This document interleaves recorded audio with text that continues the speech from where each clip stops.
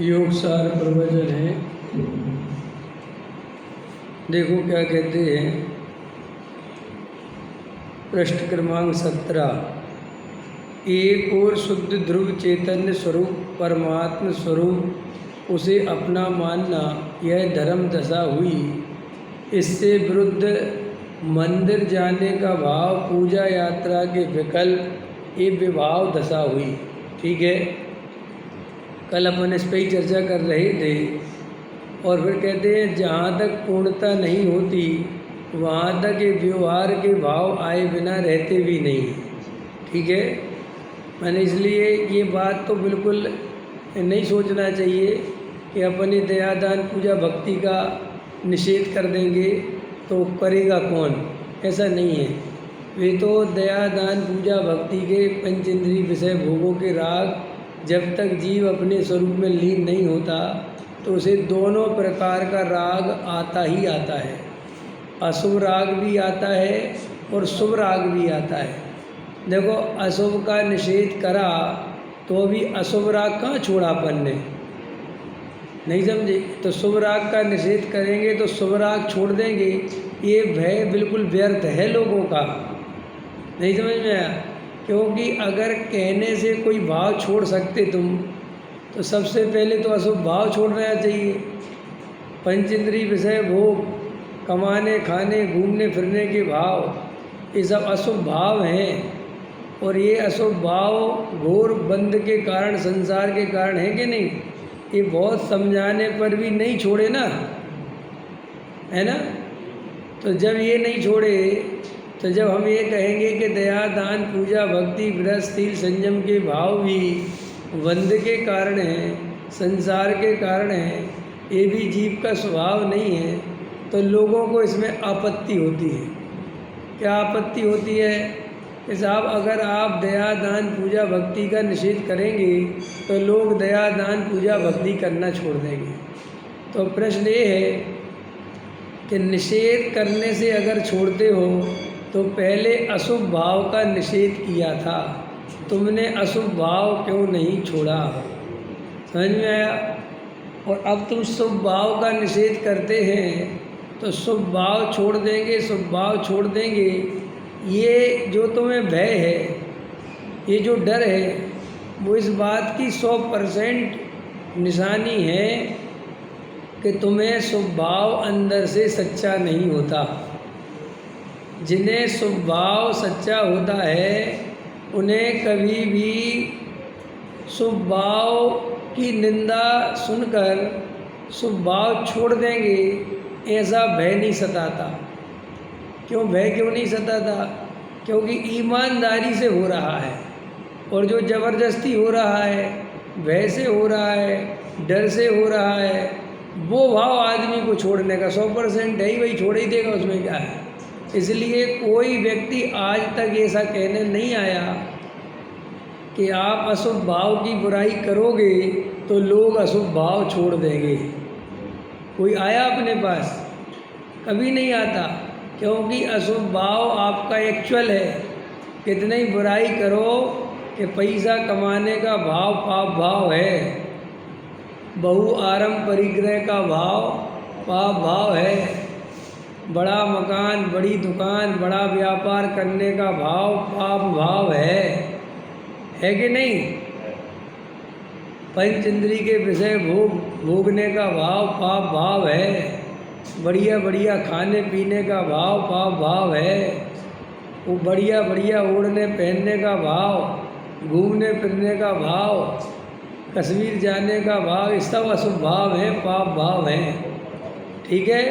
और ये बहुत बुरे हैं, संसार का, दुख का, नरक का कारण है। तो अभी कोई व्यक्ति ये नहीं छोड़ता। नहीं समझ में आया? जबकि कितने खतरनाक हैं ये। और एक तरफ में स्वभाव हैं कि साहब वो जरा सा बोले कि ये दया दान पूजा भक्ति से कुछ नहीं होता, विरतशील संयम से करा, तो ठीक है साहब, कल से तो बिल्कुल करना ही नहीं है। तो इसका मतलब क्या है कि ये तुम अंदर से कर ही नहीं रहे थे, ये तो तुम गारंटी से, परंपरा से, देखा देखी, समाज में जिस कुल में पंथ में जन्म लिया और पुण्य के लालच के चक्कर में कर रहे थे। और जब अपन ने ये कहा कि कुछ नहीं होता है इनसे, तो उसने कहा थे बहुत अच्छी बात है। तो अंदर क्या, इससे क्या निर्णय हुआ? इसमें वक्ता का दोष नहीं है, इसमें तेरे अंदर में दोष है। कि क्या अंदर दोष है? कि तेरे अंदर जो अशुभ भाव है वो सच्चा है और जो शुभ भाव है वो झूठा है। इसलिए शुभ भाव की निंदा मत करो, शुभ भाव की निंदा मत करो, वरना लोग शुभ भाव छोड़ देंगे। समझ में आया? असलियत में लोग नहीं छोड़ देंगे, ये खुद ही छोड़ने का डर लगता है। इसलिए सारी दुनिया शुभ भाव की प्रशंसा करती रहती है और अशुभ भाव को बुरा कहती रहती है। ठीक है? और मज़ेदार बात है कि भूमिका के अनुसार शुभ और अशुभ भाव आए बिना रहते ही नहीं। हम शुभ भाव भी कितने ही छोड़ें, लेकिन छूटता नहीं है। भाई शुभ भाव एक तरह का नहीं है। अपन रास्ते में जा रहे, कोई गरीब है और बेचारे पे दया का परिणाम हो गया शुभ भाव, अरे बेचारा कितना दुखी है। अपन ने किसी जीव को तकलीफ नहीं देते, ये सब शुभ भाव ही तो है। समझ में आए कि नहीं आए? कष्ट ना हो जाए, अपन कितनी ही कोशिश करें, लेकिन ये सब भाव अपने आप ही आते हैं।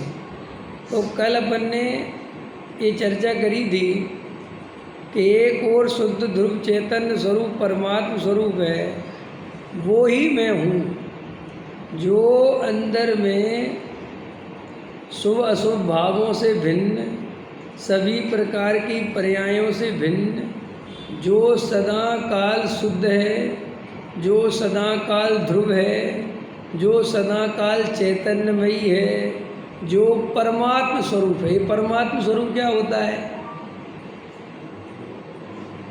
परमात्म स्वरूप यह भगवान आत्मा, माने मैं परमात्म स्वरूप हूँ। इसका मतलब क्या है? कि मेरे में और भगवान में स्वरूप की अपेक्षा कोई अंतर नहीं है। जैसे सिद्ध भगवान अनंत परमात्मा का द्रव्य है, जैसे वे शाश्वत शुद्ध हैं, बिल्कुल ऐसा ही मैं नहीं, मैं वो माने मेरा ध्रुव नहीं। मेरा ध्रुव तो ऐसा लगता है कि मैं अलग है और वो ध्रुव कोई और है। नहीं, मेरा ध्रुव नहीं, मैं बिल्कुल परमात्मा के जैसा हूँ। तो साहब वो पर्याय मात्र से भिन्न हूँ। पर्याय में जो मलिनता है वो भी मेरा स्वरूप नहीं है, मैं नहीं हूँ। और पर्याय में जब मलिनता टल जाएगी और पर्याय में जब शुद्धता आ जाएगी तो वो भी मेरा स्वरूप नहीं है। आया समझ में कि नहीं? पर्याय मात्र से भिन्न एक ज्ञायक तत्व हूँ और वो ज्ञायक तत्व कैसा है? शाश्वत शुद्ध है। उसमें कभी अशुद्धता आती ही नहीं, क्योंकि उसमें किसी अन्य द्रव्य का प्रवेश होता नहीं। और जो पर्याय में मलिनता है उसी द्रव्य की पर्याय, लेकिन वो पर्याय बिल्कुल द्रव्य से भिन्न पड़ी है। द्रव्य भिन्न है, पर्याय भिन्न। और वो पर्याय जैसे कैसे समझ आओ इसको, जैसे अपन को राग आया तो राग आया तो मुझे आया ऐसा लगता है, लेकिन राग एक समय बाद टल जाएगा, दूसरा राग आ जाएगा, वो पुराना वाला राग भाग जाएगा। तो वो सब राग भाग गया, लेकिन मैं तो रह गया। तो जो रह गया, जो कहीं नहीं गया, वो मैं हूँ। इस अनुभूति का नाम, इस प्रतीति का नाम धर्म है। बोलो, धर्म कठिन हुआ कि सरल हुआ? और वो ध्रुव तत्व दिखाई देता है कि नहीं दिखाई देता? नहीं दिखाई देता, ध्रुव ही दिखाई देता है। तुम डरते क्यों? ध्रुव नहीं हो तो ये राग देश पर्याय किसके सहारे खड़ी रहेंगी? मुझे राग आया, ये जानने वाला कौन है? वो ही तो है, वो त्रिकाली ध्रुव, जिसमें से निरंतर ज्ञान की पर्याय आती हैं। तो वो ज्ञान की पर्याय का आधार क्या है? वो उस ज्ञान की पर्याय का आधार वो ध्रुव है, वो ध्रुव तत्व है, तभी ज्ञान निकलता है। और वो कैसा ध्रुव है कि उसमें से ऐसी लाखों अनंतों करोड़ों अरबों खरबों अनंत अनंत पर्याय निकलती रहती हैं, वो कभी खाली नहीं होता, वो ज्यों का त्यों रहता है, ऐसा ध्रुव तत्व। तो कल अपन ने पुण्य और पाप तक चर्चा की थी, फिर वो विषय बदल गया था कि अपन जब थोड़े बड़े हुए तो अपन पुण्य और पाप के पीछे पड़े। क्यों पड़े पुण्य और पाप के पीछे? क्योंकि अपन को पर द्रव्य का ही परिचय है, और पर द्रव्य का परिचय होने से हमें सुख चाहिए। तो हमें सुख काय में दिखा? पर द्रव्य में। तो पर द्रव्य में इष्ट सामग्री और अनिष्ट सामग्री। तो इष्ट सामग्री मिलती है पुण्य के उदय से, और अनिष्ट सामग्री मिलती है पाप के उदय से। तो इस जीव को सहज ही पुण्य भला है और पाप बुरा है, ये मान्यता बनी हुई है। क्यों बनी है भाई? पुण्य और पाप की मान्यता हमें क्यों बनी हुई है? ये किसने बनाई हमारे अंदर ये मान्यता कि पुण्य भला है और पाप बुरा है? ये मान्यता कैसे बनी? ये मान्यता बनी सुख के कारण, क्योंकि हमें सुख चाहिए और हमें बचपन से ये बात समझा दी गई कि पुण्य से सुख मिलता है और पाप से दुख मिलता है। हमें आत्मा का तो कोई परिचय है नहीं, पुण्य पाप से भिन्न मैं ध्रुव तत्व हूँ, इसका तो हमें परिचय है नहीं। तो इस पुण्य और पाप में उपादेय बुद्धि हो गई, ठीक। अब ये पुण्य और पाप, अब अपने अपने मत संप्रदाय में सबने पुण्य और पाप की व्याख्या अपने अपने हिसाब से कर ली। समझ में आया? किसी के यहाँ नमाज पढ़ो तो भगवान प्रसन्न होता है, माने वो एक प्रकार का तुम्हारा भला करेगा, माने वो पुण्य है। किसी के यहाँ उनकी सेवा करो गुरु जी की, किसी के यहाँ पे तीर्थों की वंदना करो, किसी के यहाँ उपवास करो, किसी के यहाँ दिन में छोड़ो रात में खाओ। समझ में आया? जिसको जो समझ में आया, सब ने अपनी अपनी व्याख्या कर रखी। तो सारी दुनिया में जितने धर्म हैं वे पुण्य और पाप से अलग कोई धर्म है ये तो वे समझते ही नहीं।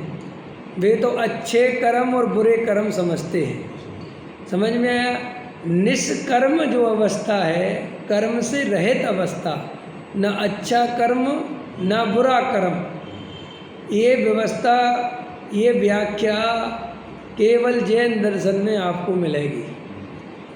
हर दुनिया के जितने भी दर्शन हैं वे इसी बात पे चलते हैं कि बुरे कर्म करोगे तो बुरा फल मिलेगा, अच्छे कर्म करोगे तो अच्छा फल मिलेगा, ठीक है। अथवा ईश्वर की पूजा प्रार्थना भक्ति उनकी बात मानोगे तो स्वर्ग मिलेगा, सुख मिलेगा, और उनकी बात नहीं मानोगे, उनकी आराधना करोगे तो नरक मिलेगा, दुख मिलेगा। लेकिन जैन दर्शन में ना तो कोई ऐसी ईश्वर की कल्पना की गई कि कोई ऐसा ईश्वर है जो प्रसन्न होता है, जो स्वर्ग नरक भेजता है, अथवा कोई ऐसा जो बाहर में कर्ता धर्ता के रूप में ईश्वर की कल्पना है, वो अपन को जैन दर्शन में मान्य नहीं। फिर जैन दर्शन वालों से पूछा कि तुम्हारे यहाँ ईश्वर कर्ता धर्ता नहीं है, तो ये संसार की व्यवस्था कैसे चलती है? तो फिर वो अपन ने 6 द्रव्य की व्यवस्था समझाई। फिर ये पुण्य और पाप के संबंध में भी क्या बताया कि ये तो कर्म है, पुण्य भी एक कर्म है और पाप भी एक कर्म है, और कर्म से हमेशा बंधन होता है। अगर मुक्ति को प्राप्त करना है तो तुम्हें निष्कर्म होना पड़ेगा। ये निष्कर्म क्या है? कोई भी कर्म नहीं करना, न हमें पुण्य करना है न हमें पाप करना है। ठीक है, तो अब नहीं करने का उपाय क्या है? पुण्य और पाप नहीं करने का उपाय क्या है बताओ?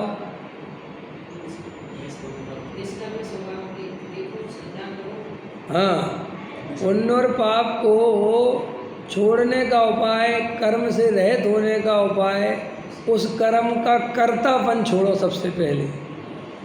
समझ में आया?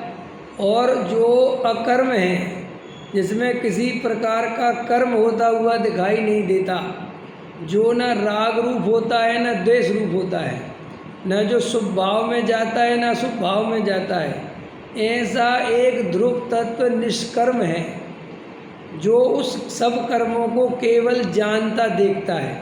जानता देखता कि नहीं? कि कैसे अपन को अभी जो स्वाध्याय कर रहे हैं, ये शुभ भाव चल रहा है, शुभ कर्म। तो इस शुभ कर्म का ज्ञाता कोई अंदर में बैठा है कि नहीं? बैठा है। अब यहाँ से बाहर निकलेंगे तो अशुभ भाव आ जाएगा, तो उसका भी ज्ञाता कोई बैठा है कि नहीं?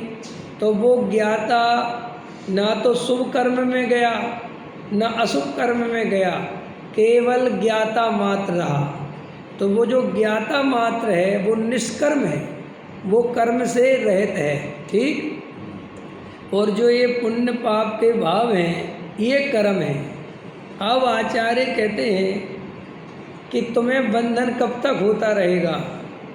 कि जब तक तुम अपने को शुभ अशुभ भाव वाला मानोगे।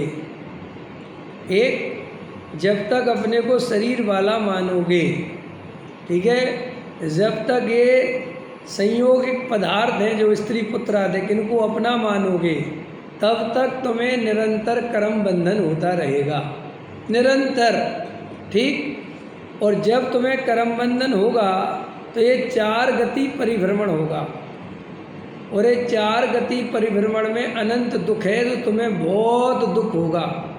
तो हमने आचार्य महाराज से पूछा कि मुझे इन बंधनों से, कर्मों से मुक्ति कैसे मिलेगी? तो उन्होंने कहा, अधिकतर लोगों ने तो ये कर्मों से बंधन मुक्ति का उपाय शुभ कर्म को समझ लिया।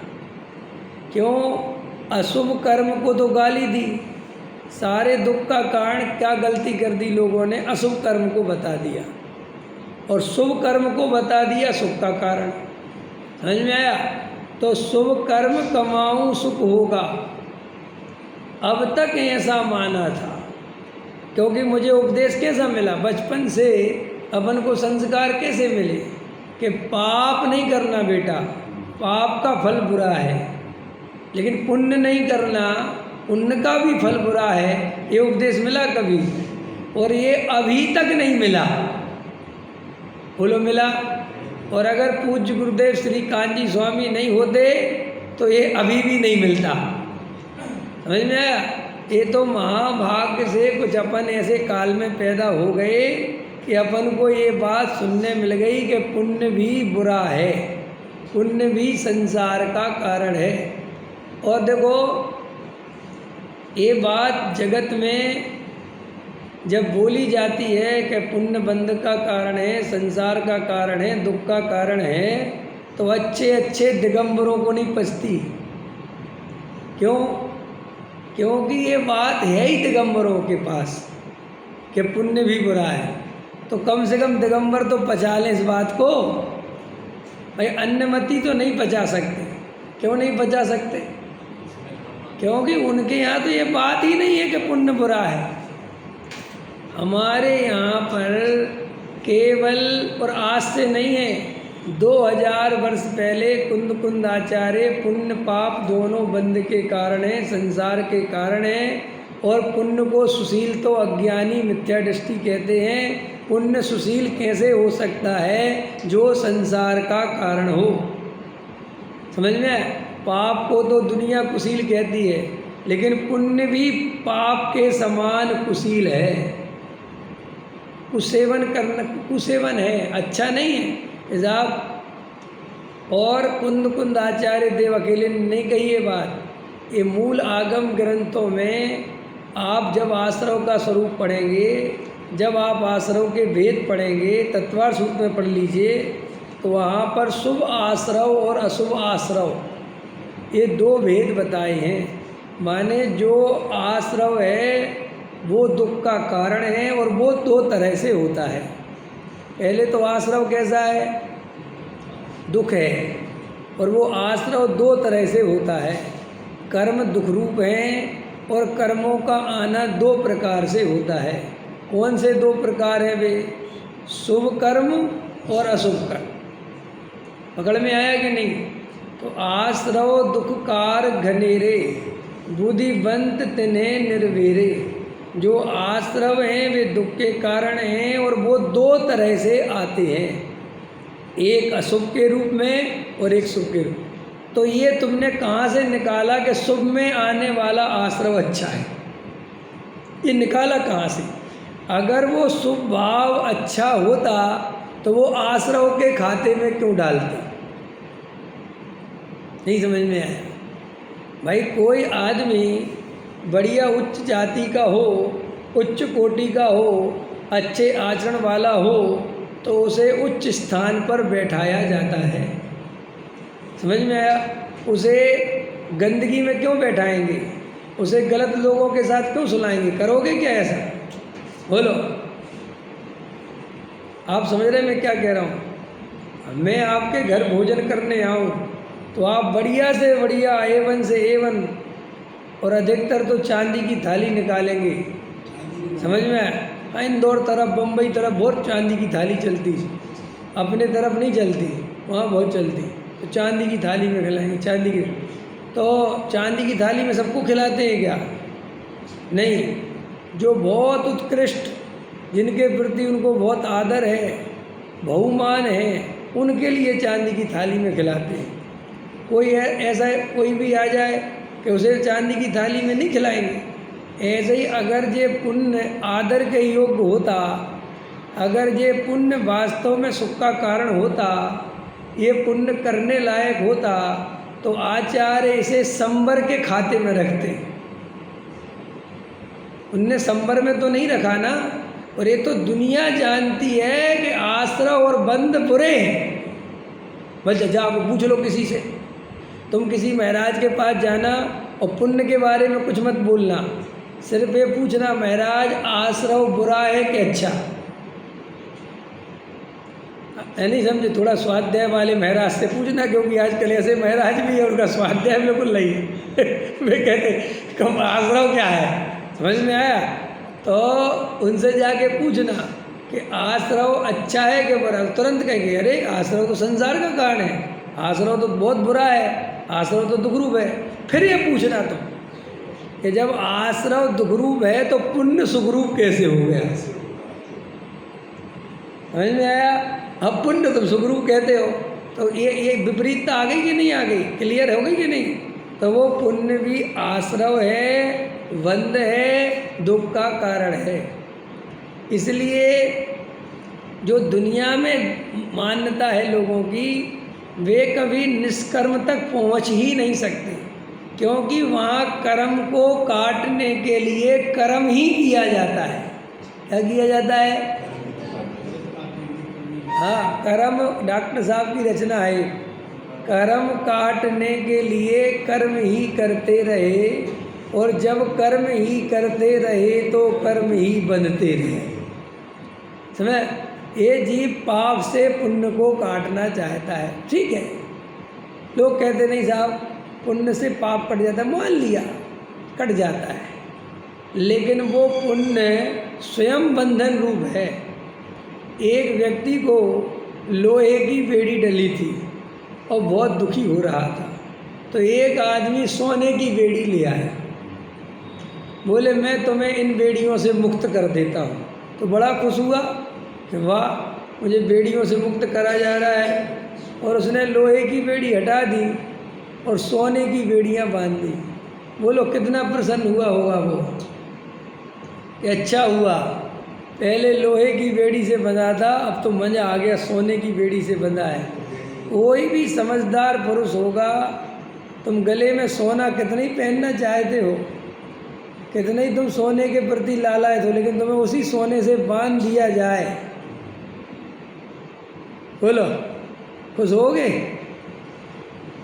वो गले में चैन होती ना, तुम्हारे भिंड वाले तो बड़े खतरनाक हैं। तुम्हारे नहीं, उस अर्थ में नहीं कह रहे, तुम्हारे भिंड वालों की भाषा क्या है चैन में पता? जंजीर बोलते, पता है तुम्हारी तरफ? हमारी धर्मपत्नी वहीं की है ना, इनकी नानी वगैरह मुझे कभी भाग्य से दामाद जी तुम्हारे लिए मोटी जंजीर देगी तो मोटी जंजीर, मैंने कहा जंजीर मारे तो क्या होता है? तो बंधन को प्राप्त, जंजीर जो है वो जो होती ना बेड़ियाँ, उनको जंजीर बोलते। तो मैंने कहा क्या दोगे?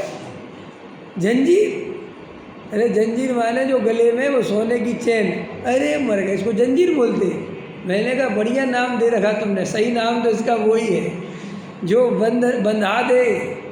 समझ में आया? जो राग उत्पन्न करा दे, जो बंद करा दे, उसका नाम जंजीर। तो वो सोने की चैन पहन लो गले में, तो परिणामों में आकुलता होती है, छीनने झपटने का डर लगने लगता है, रखने की सुरक्षा का भय, जो जो कुछ भी है। तो देखो निरंतर वो एक जरा सी गले में चैन पहन के केवल आकुलता और बंधन को प्राप्त होता है। अपन के गले में चैन नहीं है, कोई नहीं है, और अपन रास्ते में जा रहे, कोई टेंशन नहीं, क्या लेना नहीं। लेकिन एक गले में चैन हो और थोड़ा बहुत कुछ सोने का पहन रखा हो, तो देखो तुम्हारा गली में चलना मुश्किल पड़ता है। तो ये सोने ने सुख कहाँ दिया तुम्हें? केवल दुख दिया। लेकिन फिर भी मज़ेदार बात है, उस दुख को ये हंसी हंसी खुशी खुशी प्राप्त करना चाहता है, चाहता कि नहीं? ऐसा ही ये पुण्य हमें दुख देता है, कोई सुख नहीं देता। पुण्य से कुछ नहीं मिलता, केवल आकुलता मिलती है। समझ में आया? ये पुण्य केवल कर्म बंद कराता है कि साहब ये देव शास्त्र गुरु, सुनो, ये देव शास्त्र गुरु अगर द्वारा चाहिए हो तो पुण्य को हे समझना। अगर तुमने पुण्य को उपादेय समझा तो ये मिथ्यात्व रहेगा, और मिथ्यात्व का फल निगोध है।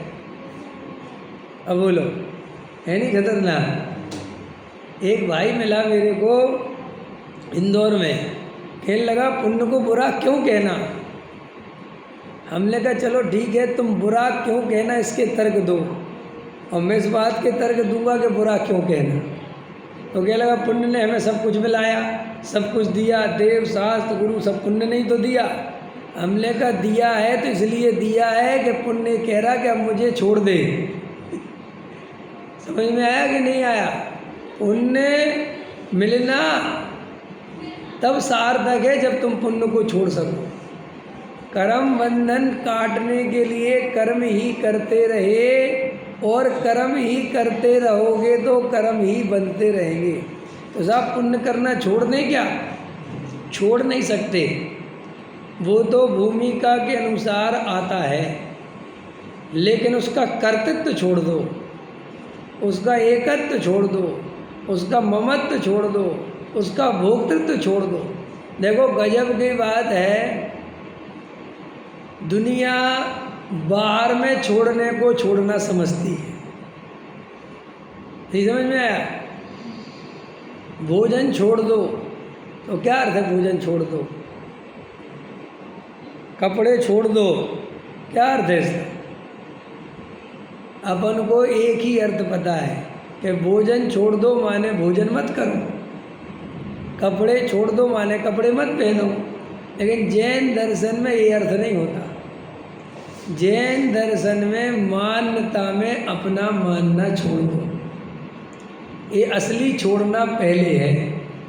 जैन दर्शन में ये पुण्य के परिणाम मैं करता हूँ, ये पुण्य भला है, ये पुण्य मैंने किया, ये मान्यता का त्याग ही पुण्य को छोड़ना है। क्रिया रूप पुण्य को छोड़ना, परिणाम रूप पुण्य को छोड़ना वो जीव का कार्य नहीं है। आपको क्या लगता है, निश्चयाभासी पुण्य करता होगा कि नहीं? बता भाई, आप निश्चयाभासी को पापी मानते हो, है ना? तो निश्चयाभासी पुण्य करता होगा कि नहीं?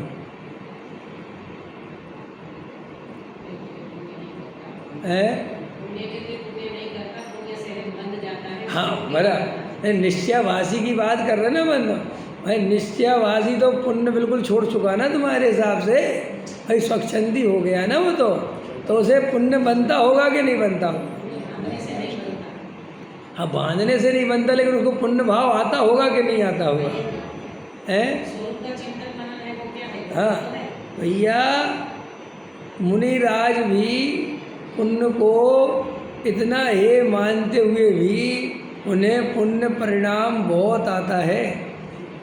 छठवें गुणस्थान में जितने भाव हैं वे सब पुण्य के भाव हैं, और वे चौथे गुणस्थान में हे मान चुके हैं।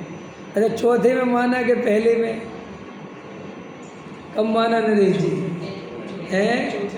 पहले में माना। जब तो चौथे में आए, अगर चौथे में आके माना होता तो वो चौथे में आते कैसे? समझ? हाँ, मिथ्यात्व में ही मिथ्यात्व का नाश होता है। समझ में आया? तो पुण्य को तो ये मान लिया, तब तो चौथे में आए कि साहब पुण्य को उपादेय मानेंगे तो चौथे में नहीं आओगे। नहीं आओगे, गारंटी से नहीं आओगे। कि क्यों नहीं आएंगे? कि पुण्य को उपादेय माना माने आश्रव को उपादेय माना, और आश्रव को उपादेय माना तो ये 7 तत्व संबंधी भूल खड़ी हो गई, और 7 तत्व संबंधी भूल मिथ्या दृष्टि को होती है।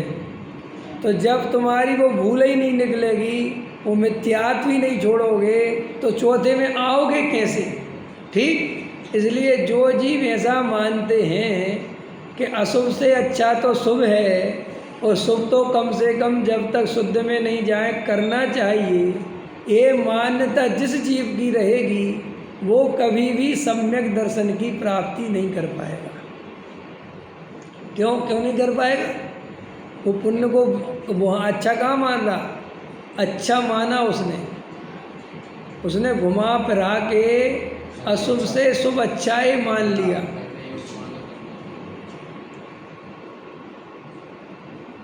किसी भी कीमत पर हमारे अंदर बाल बराबर भी भूल रह जाएगी, जरा पुण्य इतना तो अच्छा है, कम से कम देखो करना तो चाहिए। इतनी मान्यता में अनंत संसार पड़ा हुआ है। बोलो, इतनी मान्यता, जबकि तुम शुद्ध के लिए प्रयास कर रहे हो, तुम शुभ भाव को बंध का कारण मान रहे हो, खूब स्वाध्याय कर रहे, समय सार सुन रहे, लेकिन अंदर पुण्य के प्रति मिठास है, पुण्य में रस है, पुण्य में करना चाहिए मान्यता है। ये मान्यता से अनंत संसार खड़ा हुआ है। ये कितनी खतरनाक चीज़ है ये मान्यता। हम जब तक अपने को पूरी तरह स्वतंत्र नहीं छोड़ेंगे, थोड़ा सा भी कर्तापन, थोड़ा सा भी आग्रह क्रिया का, पुण्य का करने का, करना तो चाहिए, क्रिया करनी तो चाहिए, ऐसा नहीं है, वरना तो स्वच्छंदी हो जाएंगे। ये सब जो आपने अपने कल्पना से ये जो बात, देखो भाई शास्त्रों में तो सब तरह के कथन हैं। क्यों हैं कथन सब तरह के? क्योंकि जीव अनेक अनेक प्रकार के हैं, अनेक तरह के उपदेश से समझाया जाता है, इसलिए शास्त्रों में कथन करने की पद्धति अनेक प्रकार से मिलेगी। स्वच्छंदता का भय, स्वच्छंदी का निश्चयभाषी का जब प्रकरण लिखना पड़ेगा तो उसकी जो गलती है उसके निषेध में ये पूजा पाठ भक्ति शास्त्र पढ़ना इसकी प्रशंसा मिलेगी। टोडामल जी का जब निश्चयभाषी पढ़ोगे तुम तो तुम्हें उसमें व्यवहाराभास की प्रशंसा मिलेगी। कैसे मिलेगी? उसमें टोडामल जी लिखेंगे कि बातें बनाता है, समझ में आया, और दिन भर तो अशुभ में रहता है, सो उसकी चिंता तो करता नहीं और सबको ये कहता रहता है, समझ में आया। इसलिए अपने को तो शास्त्र आदि पढ़ना चाहिए, समझ में आया। और शास्त्रों को पढ़ने में प्रमाद करता है, व्याकरण आदि में नहीं लगाता, तो थोड़ी व्याकरण आदि भी पढ़ना चाहिए। पढ़ो आप उसको, है ना। दया दान पूजा भक्ति भी करना चाहिए, क्योंकि तो इतना आगे तो निकल नहीं गया। अब वो सारे जो तर्क हैं वे केवल निश्चयाभास के विरोध में हैं, समझे। वे वास्तव में मोक्ष मार्ग नहीं है, वे करने योग्य नहीं है। वे तो उन्होंने निश्चयाभासी की प्रवृत्ति का निषेध करने के लिए लिखी। और अपन ने क्या किया? नहीं समझ में आया तुम्हें? ये बात ऐसी हुई कि एक डॉक्टर के पास 2 मरीज गए, ठीक है। और पहला वाला मरीज डॉक्टर के पास बैठा, उसे कोई और बीमारी थी, और जो पीछे दूसरा मरीज था उसको कोई और बीमारी थी। और जो पहला मरीज गया वो तो इसका इलाज बता रहा था, ये मत खाना, ये तुम्हारी बहुत बड़ी गलती है, ये तुम देश से बीमारी। और जो पीछे बैठा था वो ज़बरदस्ती ही सुनता रहा ये बात, और जबकि उसको वो नुकसान था ही नहीं। तो उसने अपने मन में सोच लिया, अरे बाप रे, मैं भी नहीं खाऊंगा, समझ में। वो वैसे ही डर गया, तो वो मुफ्त में समझ में आ गया। ऐसे ही अपने अंदर कोई निश्चयाभास है ही नहीं। अपन को अभी ध्रुव की कहाँ रस आया, अपन को कहाँ अभी पर्याय से भेद ज्ञान कुछ हुआ ही नहीं अपने को, क्योंकि अपन इतने मजबूत कलेजे के बने कहाँ कि अपन शुद्ध पर्याय को भी भिन्न कह सकें। अपन बोलने में तो बोल देते हैं शास्त्रों के जोर से, लेकिन ध्रुव के जोर से नहीं बोलते। क्या बोला मैंने?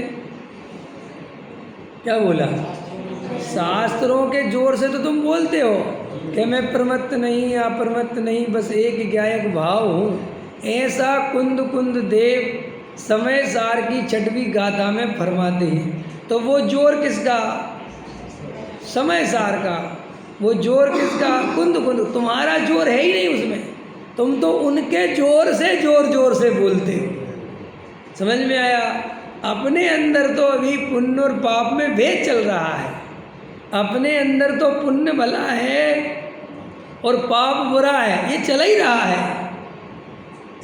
अभी तो अपन को शुद्ध पर्यायों के लिए लाट टपक रही है, समझ में आया। सिद्ध बनने की अंदर में खूब महिमा चल रही है, हम तो सिद्ध बनना है। तो आचार्य कहते हैं कि तेरे अंदर वो ढंग का निश्चयाभास आया कहाँ? तू तो पहले ही से पूजा करता है, पहले ही से भक्ति करता है, पहले ही से आचरण में भी यथायोग पालता ही पालता है, और स्वाध्याय में 2 टाइम बैठता है, और निश्चयाभासी पढ़ा दिया तेरे को, तो क्या किया? और जम से पकड़ लिया इसको, ओ क्रिया को, कि देखो देखो देखो टोडामल जी ने लिखा, देखो देखो टोडामल जी ने लिखा। मैं तो भाई साहब रोज प्रक्षाल में जाता हूँ। तो क्या किया? उसका कर्ता बन गया, उसमें उपादेय बुद्धि कर ली। काहे के आधार से कर ली? वो निश्चयाभासी के निषेध में, समझ में। पढ़ना चाहिए, कई विद्वान बहुत पढ़ना चाहिए। टोडामल जी ने लिखा है, पढ़ना चाहिए। टोडामल जी साहब ने कहाँ किस अर्थ में लिखा है तुझे पता है? जो प्रमादी हैं, आलसी हैं, जिनका तत्व विचार में कोई रस नहीं है, जिन्हें आत्मानुभूति में कोई मन नहीं लगता, उनके लिए लिखा है। जो ईमानदार हैं, जो बहुत गहरे तत्व विचार में रहते हैं, जिन्हें वास्तव में ध्यान में बहुत आनंद आ रहा है, जिन्हें बिना शास्त्र के ही आत्मा दिख रहा है, उनके लिए नहीं लिखा है।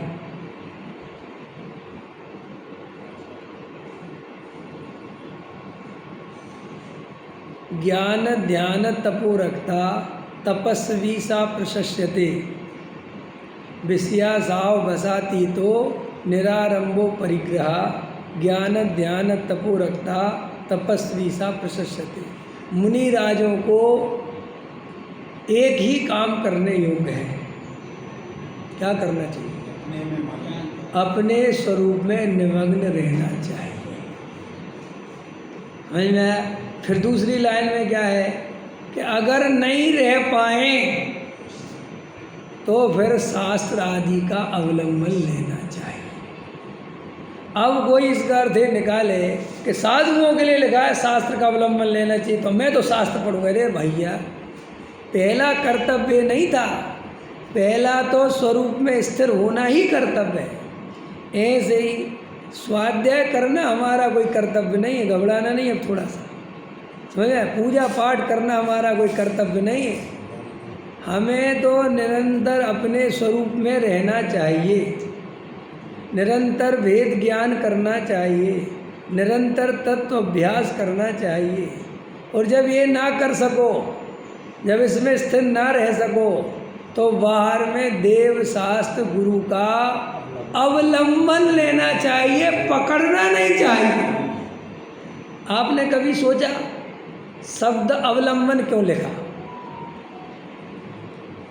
देव शास्त्र गुरु की शरण में चले जाना चाहिए, ये शब्द क्यों नहीं लिखा? शरण सहारे को कहते हैं, समझे ना? और सहारा परमानेंट नहीं होता। कहते हैं ना, हमने उनकी सहायता कर दी, तो सहायता कर दी माने कि भाई एक बार परेशान थे तो हमने उनको 10,000 रुपये की हेल्प कर दी थी। कि नहीं साहब, सहायता करते ही रहो। हे, ये क्या कह रहे हो तुम? कि नहीं साहब, हम ये कह रहे हैं आप हर महीने 10,000 की सहायता करते रहोगे, ये नहीं हो सकता। भाई यहाँ से जाओ, आया समझ में? ऐसे ही तुम भगवान की सहारा तो ले सकते हो, भगवान की शरण तो ले सकते हो, लेकिन उनको पकड़ के अगर बैठ गए, तेरा ही सहारा प्रभु, तेरा ही सहारा है, समझ में आया? तो फिर नैया डूबेगी, फिर चार गति भ्रमण हो जाएगा। तो ये बहुत गहरी बात समझे ही, जो भी समझ में आई कि नहीं आई। निश्चयावासी के निषेध में वो बातें कही गई हैं, और लोगों ने क्या किया कि वो निश्चयावास के विरोध में व्यवहारावास को और मजबूत कर लिया। आया तुम्हें? क्यों कर लिया? कि वो अंदर में व्यवहार की तो वो पड़ी हुई है, क्या कहते हैं उसको, पकड़, क्रियाकांड की। अब वो मिठास, धर्म बुद्धि, पुण्य बुद्धि जो भी लेना है, अब वो व्यवहाराभास पड़े तो थोड़ा अहंकार को चोट लगे, सो वो निश्चयाभास पड़ता है। नहीं समझ में आया? मैं एक बार अमायन गया, और अमायन में हम और बस्सेन जी गए, तो अब आ गई, तो हम और बस्सेन जी गए, ये मुझे ले गए। मैं दिल्ली आया था, तो मैंने कहा अमायन चलना है, तो बोले चल, और गए हम दोनों। तो वहाँ पर दोपहर में पहुँचे, तो तैयार वैयार होके अपने मंदिर गए दर्शन करने। तो वहाँ पर कुछ ब्रह्मचारी जी बैठे हुए थे, 2 ब्रह्मचारी थे। अब मुझे नाम वाम तो ध्यान नहीं कौन था, लेकिन थे। तो वो बोले, बस्सेन जी ने परिचय कराया, ये विवेक जी हैं, शास्त्री करी है। उस समय करके ही आया था मैं शास्त्री। तो बोले हमारे दिल्ली में रह रहे हैं। तो बोले आओ आओ बैठो शास्त्री जी। तो बोले आप पढ़ाओ। समझ में आया कि नहीं आया? तो मैंने कहा मैं क्या पढ़ाऊँ, समझ में आया कि नहीं आया? आप लोग जो पढ़ रहे हैं आप ही सुनाओ। आप बोले नहीं नहीं आप सुनाओ। तो मैंने कहा क्या पढ़ रहे हैं? तो वो निश्चय भाषी पढ़ रहे थे मेरे। समझ में आया कि नहीं आया? तो मैंने वहाँ उनको जो निश्चय भाई समझाया तो मैं कह रहे ये है निश्चय भाई। हमने कहा ये है, कोई क्रियाकांड करने से व्यवहाराभास नहीं होता, और कोई तुम्हारे छोड़ देने से निश्चयाभास नहीं होता, वो तो जड़ की क्रिया है। और ये भास मिथ्यात्व के दोष हैं, श्रद्धा के दोष हैं, जिन्हें तुमने क्रियाकांड में लपेट के रख दिया। लोगों को ऐसा लगता है कोई पूजा पाठ भक्ति करने लगे तो व्यवहाराभासी, और कोई छोड़ दे तो निश्चयवादी। ये बिल्कुल गलत अर्थ है, बिल्कुल गलत। समझ में आया कि नहीं आया? बिल्कुल गलत, ये अपन को पता ही नहीं है बिल्कुल। तो वहाँ पे चर्चा चली तो बड़ा वो लगा, तो बड़े पंडित साहब भी सुन रहे होंगे जो भी ऊपर घूम रहे थे, तो उनने कहा, सूचना भेजी कि शाम का इनका ही प्रवचन कराओ। तो फिर मैंने उनके सामने ही वहाँ प्रवचन किया। फिर बाद में पंडित साहब को अच्छा लगा, बोले यहीं रुक जाओ, तुम अभी मत जाओ। समझ में आया? मैंने कहा नहीं, जाना तो पड़ेगा क्योंकि मेरा एमए कर रहा हूँ मैं, और पीएचडी काम बहुत है भी, तो अभी तो जा। तो उन्होंने कहा नहीं, आ रहा हूँ 2 साल, समझ आया, तुम्हें हम जो है बढ़िया और सिखाएंगे कराएंगे। लेकिन वो नहीं रुकना था तो आ गए। तो मेरा कहने का मतलब ये है कि हम ये निश्चयाभास पढ़ के व्यवहाराभास को पुष्ट करते हैं। और अब मैंने आज तक अपने जीवन में कोई आदमी जो है ये तो प्रश्न करते सुना कि साहब निश्चयाभासी होने का डर लगता है, लेकिन आज तक कोई आदमी मेरे पास ये पूछने नहीं आया कि साहब व्यवहाराभासी होने का डर लगता है। देखो ये बात, ये प्रश्न मन का बताता है कि हमारे अंदर अभी कितना व्यवहार का पक्ष है। हमारे गुरुजी डॉक्टर साहब तो कहते थे कि मैं तो खुला चैलेंज कर रहा हूँ, एक आध निश्चयाभासी के दर्शन तो करा दो। भाई निश्चयाभासी होना कोई छोटी मोटी बात थोड़ी है। पर्याय में अपने को सिद्ध मान लेना, राग होते हुए भी राग है ही नहीं, ये बिल्कुल मान लेना, ये कोई बस की है तुम्हारे। तुम ऊपर से भले ही कहते रहते हो राग मेरे में नहीं, राग मेरे में नहीं, अंदर तो रात और दिन राग मेरे में है, ये मान्यता पड़ी है।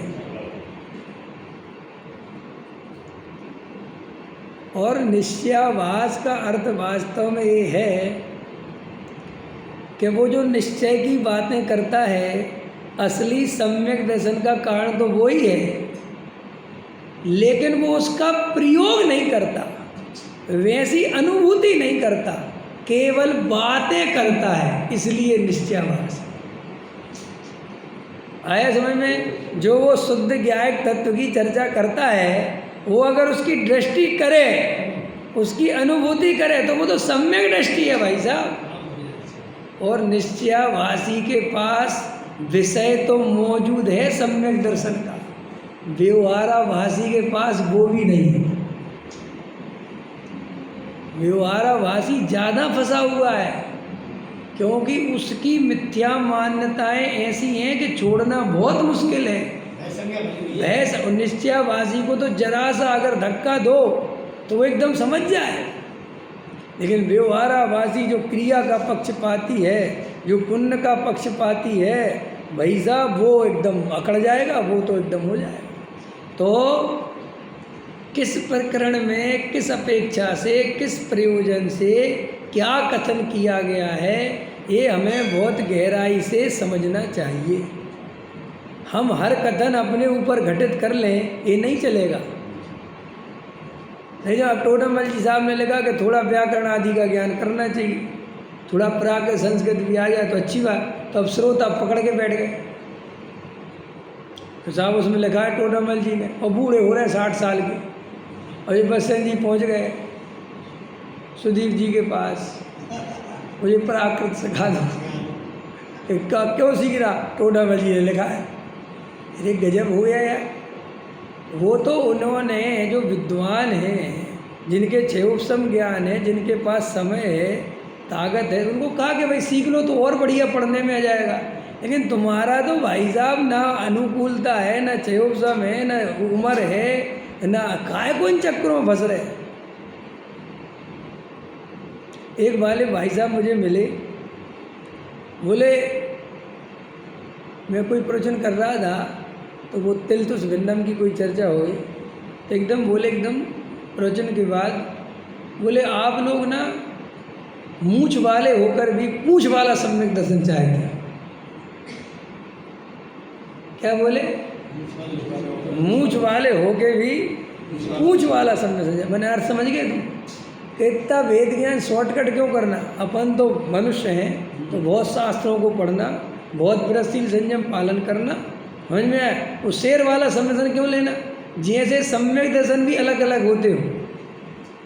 अरे भाई सम्यक दर्शन तो एक ही है, योग्यताएं अलग अलग हैं। और ना वो शेर वाला लेना है, ना मूछ वाला, ना पूछ वाला। हमें तो अपनी योग्यता देखकर जो अनुकूल लगे, जिससे वेद ज्ञान हो जाए, हमें तो वो लेना है। हमें तो वो काम करना है, हमें कोई फर्क नहीं पड़ता। भाई साहब भोजन छोड़ना और भोजन करना ये जीव का काम नहीं है। मुझे तो वेद ज्ञान करना है। अगर भोजन छोड़ के बढ़िया होता है तो छोड़ के करूँगा, और अगर करके बढ़िया होता है तो करके करूँगा, लेकिन मैं वेद ज्ञान करूँगा, ये बात मैंने। तो हमें शास्त्रों के प्रयोजन भी समझ में आने चाहिए। तो मैं क्या बता रहा था कि पुण्य और पाप जो एक करना चाहिए, तो उसके संस्कार कहाँ से आ गए कि पुण्य सुख का कारण है और पाप दुख का कारण है। ये जो मान्यता हमारी डेवलप हुई, इसके कारण हम पुण्य को बुरा नहीं मान पाते, क्योंकि हमें विषय भोग चाहिए, हमें अनुकूलता चाहिए, हमें कुगति में नहीं जाना, हमें कुत्ता बिल्ली नहीं बनना। समझ में आया?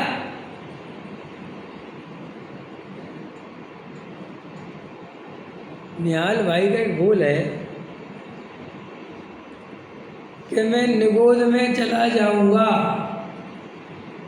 समझ में आया? अगर मैंने धर्म ध्यान नहीं किया तो बोले ये भी ठीक नहीं है, तू निगोद में जाने वाला नहीं है, तू कहीं नहीं जाने आने वाला है, तो तुझे ध्यान दे। तू निगोद के भय से ध्यान मत कर। समझ में आया? तू डर मत, ये सब भय निकाल दे। निगोद फिगोद खत्म हो गई सब कहानी। मुझे अपने ध्रुव तत्व का परिचय मिल गया, जो कभी पर्याय रूप हुआ नहीं, तो मैं निगोद कभी गया नहीं। मैं ये तो जब तक मुझे ध्रुव तत्व पता नहीं था और मैं पर्याय दृष्टि से अपने को मानता था, तब तक नरक निगोद थे। क्योंकि वे नरक निगोद किस में है? पर्याय में। और वे कब तक थे? जब तक ध्रुव का पता नहीं था। अब जब ध्रुव ही मिल गया तो ये नरक निगोद होंगे कैसे? कि साहब अच्छी बात है, सिद्ध पर्याय तो होगी। बोले मुझे उसमें भी रस नहीं है। ऐसा ध्रुव का जोर चाहिए, ऐसी ध्रुव की स्थापना चाहिए, तब जाके वो सम्यक दर्शन होता है। और ऐसा जोर पाने के लिए, ऐसी स्थिति में आने के लिए तुम्हें गलत उपदेशों से बचना बहुत जरूरी है।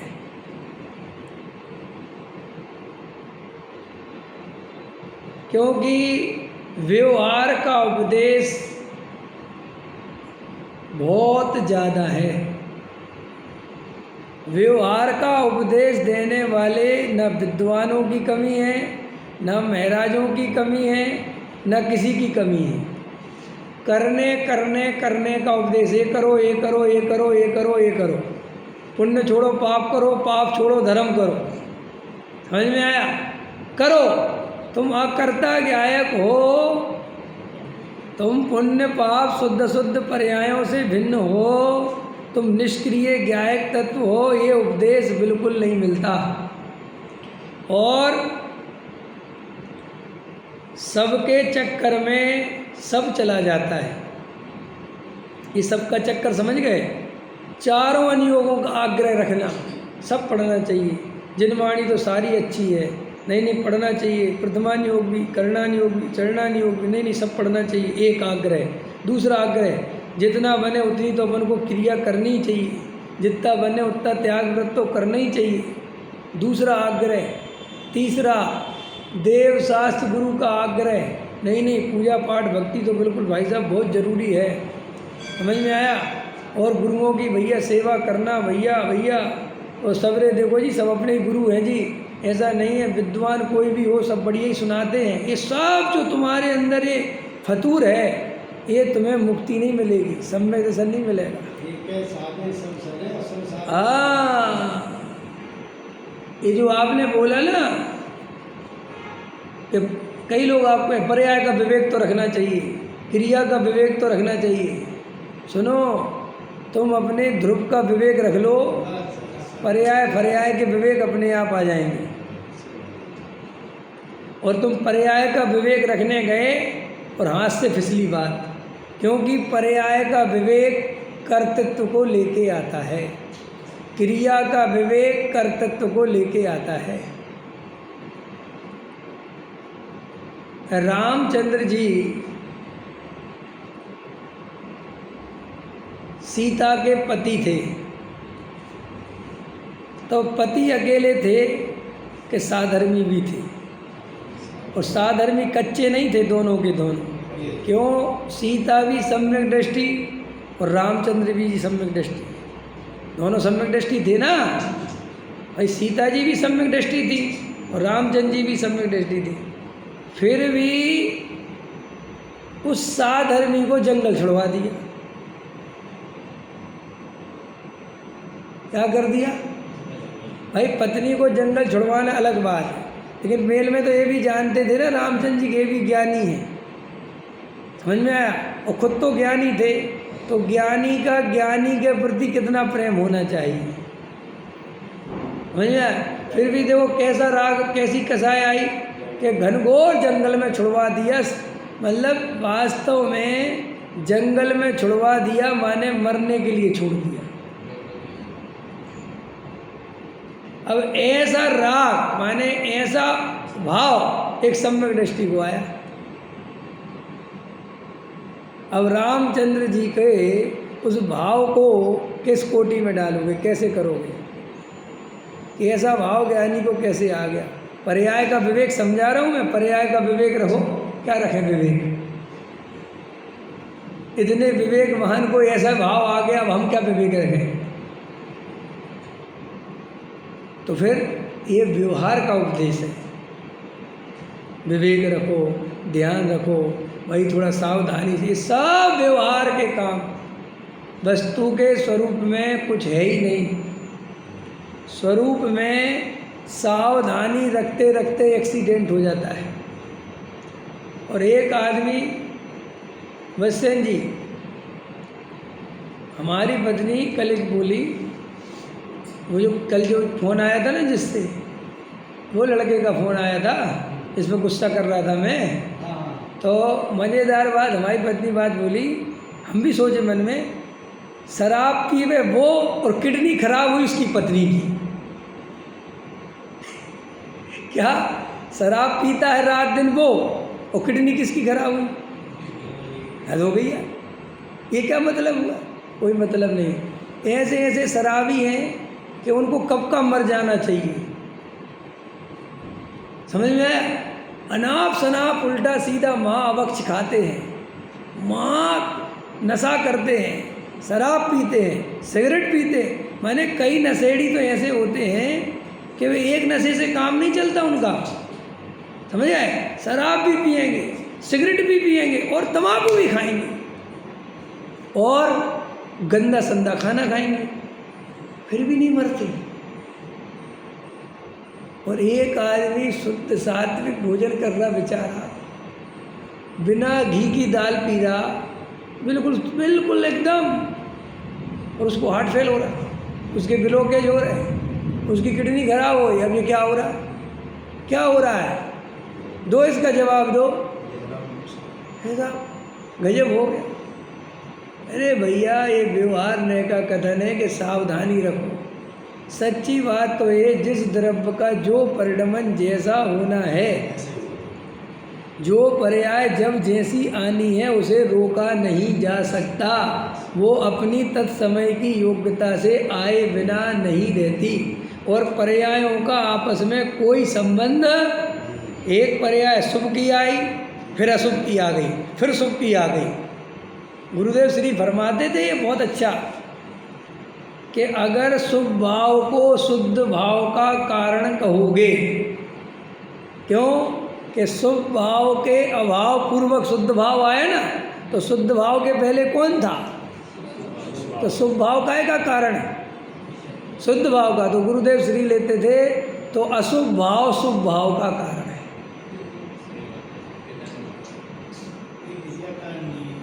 कि क्यों क्या अभी परंपरा जोड़नी है ना तुम्हें, तो फिर जोड़ो परंपरा।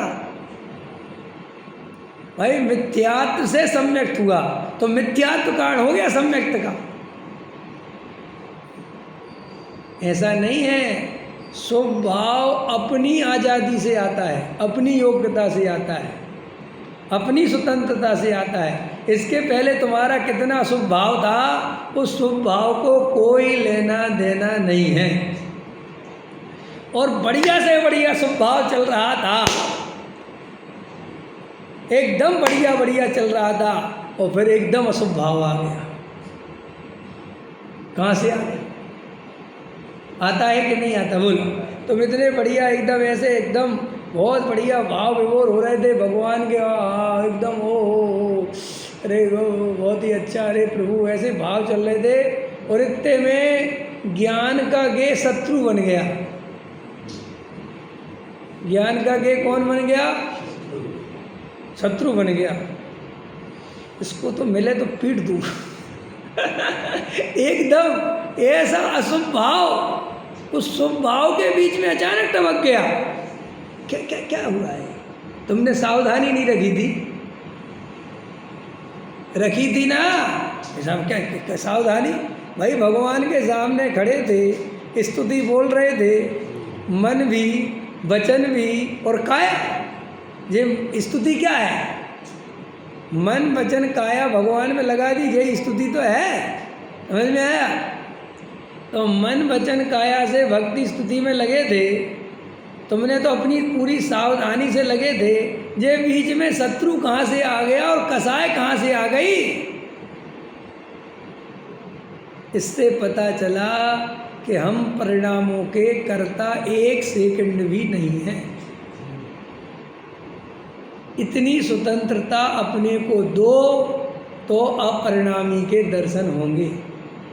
और अगर परिणाम को पकड़ के रखोगे, परिणाम परिणाम परिणाम परिणाम, तो अपरिणामी कभी दृष्टि में नहीं आएगा। और अपरिणामी दृष्टि में नहीं आएगा तो सम्यक दर्शन 3 काल में नहीं होगा।